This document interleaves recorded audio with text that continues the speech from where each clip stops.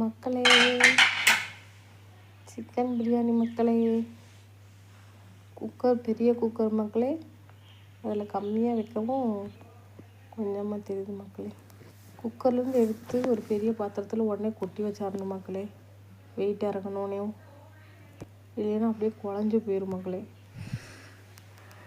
ஒரு பெரிய பாத்திரத்தில் கொட்டி வச்சிட்டா தான் உதிரியாக இருக்கும் மக்களே. நான் செய்யக்கூடிய சிக்கன் பிரியாணியில் சிக்கன் லெக் பீஸு, சின்ன சின்ன பீஸு எல்லாமே உப்பு காரம் பிடிச்சி நல்லா கலராக இருக்கும் மக்களே.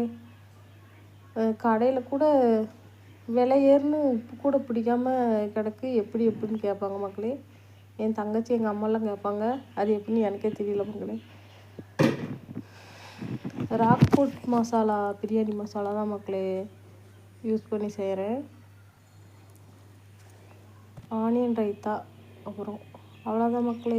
சிக்கன் பிரியாணிக்கு சிம்பிளாக